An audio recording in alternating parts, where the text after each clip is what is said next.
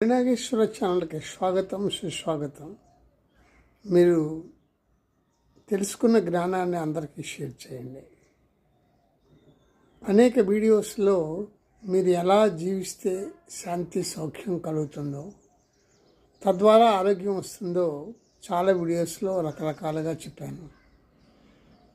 వాటిని మళ్ళీ మళ్ళీ మళ్ళీ చూస్తుంటే అందులో ఉన్న విషయాలు ఒక్కొక్కటి ఇంకా బాగా అర్థమవుతాయి.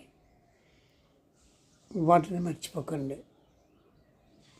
మీరు శాంతి సౌఖ్యము ఆరోగ్యంతో ఉండాలని అభిలషిస్తూ ఈ వీడియోస్ చేస్తున్నాను.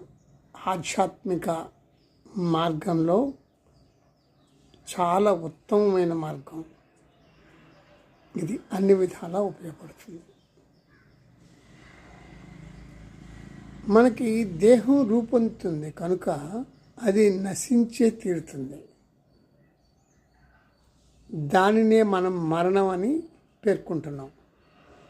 సామాన్య మానవుడు మరణానికి లోనవుతాడు, ఆత్మజ్ఞాని మరణానికి లోనవుతాడు. ఆత్మజ్ఞాని అంటే తను ఆత్మస్వరూపుడని గుర్తించిన వాడు. ఆత్మజ్ఞాని మరణానికి లోనవుతాడు.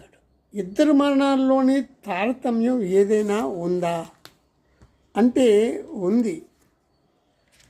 ఏమిటి అంటే, సామాన్య మానవుడు మరణిస్తున్నప్పుడు స్థూలదేహం మాత్రమే నశిస్తుంది. మనస్సు, ప్రాణం లాంటివి సంతరించుకున్న సూక్ష్మదేహం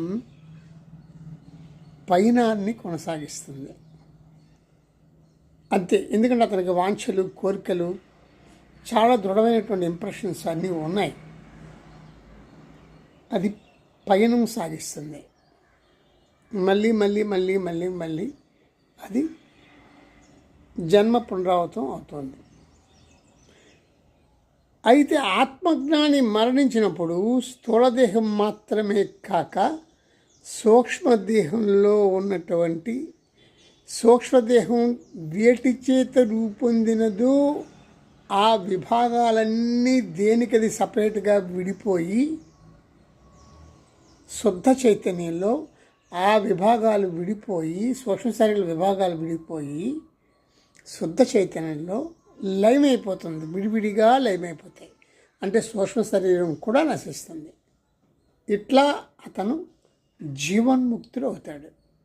ముక్తి సంపాదించడం అంటే అదే.